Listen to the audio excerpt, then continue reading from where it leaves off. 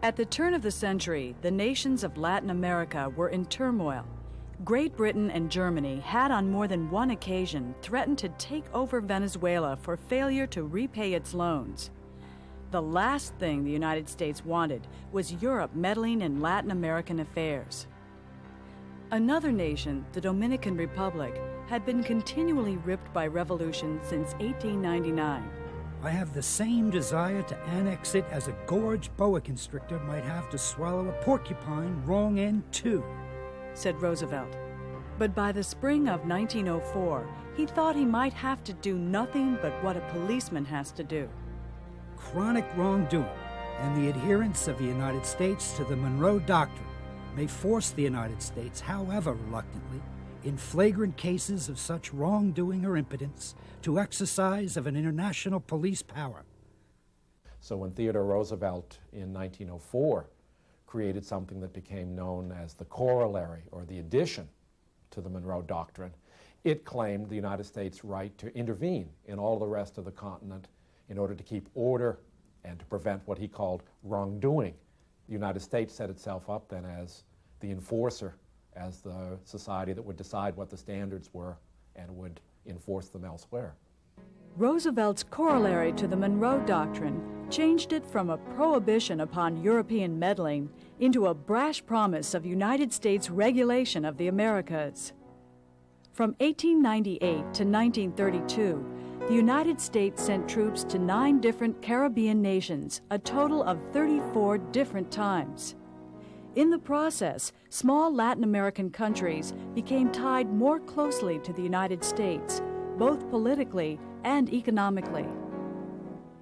Believing that the infusion of American business dollars would stabilize the Caribbean region and keep Europe at bay, Roosevelt's successor as president, William Howard Taft, pursued a policy of dollar diplomacy, using American naval power and diplomatic pressure to help American businesses move into new markets in Latin America. By the 1920s, the United States bought nearly 60% of all Latin American exports and sold the region nearly 50% of its imports. American corporations, like the United Fruit Company, which became the largest landowner and employer in Guatemala, were powerful forces in many Latin American countries. Today, historians and policymakers continue to debate whether U.S. involvement in Latin America did more good or harm to the region. One school of thought argues that American investors transformed jungles into productive farmlands, built hospitals and sanitation facilities to eradicate disease, and constructed railroads, ports, and schools as they developed the economies of host countries. Others contend that American corporations controlled and exploited host countries by bribing politicians, stealing their natural resources, stunting their economies, and exploiting their people. And in the process, American businesses left a legacy of distrust and hatred for what some Latin Americans call Yankee imperialism. When Woodrow Wilson became president in 1913, he wanted to reform American foreign policy as well as domestic politics. Both, he believed, should be conducted in accordance with America's own democratic principles. Wilson opposed Taft's dollar diplomacy as an extension abroad of American monopolistic business practices.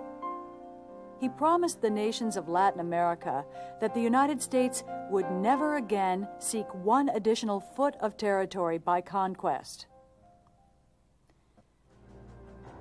But as president, Wilson did send American troops into Latin American countries, including Nicaragua, Haiti, Cuba, the Dominican Republic, Honduras, and Mexico.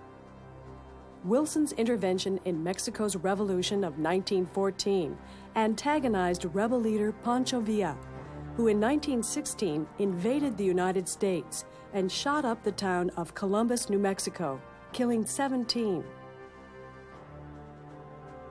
Outraged at the assault, Wilson sent General John J. Pershing and 6,000 troops 300 miles into Mexico for an unsuccessful hunt for Villa and his men.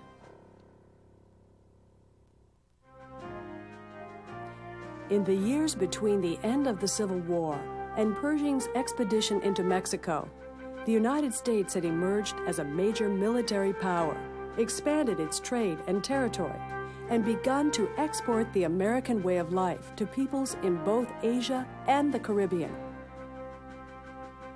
A great war waging in Europe would soon draw the United States even more deeply into world affairs. By the early 20th century, the United States had indeed joined the ranks of the great nations of the world.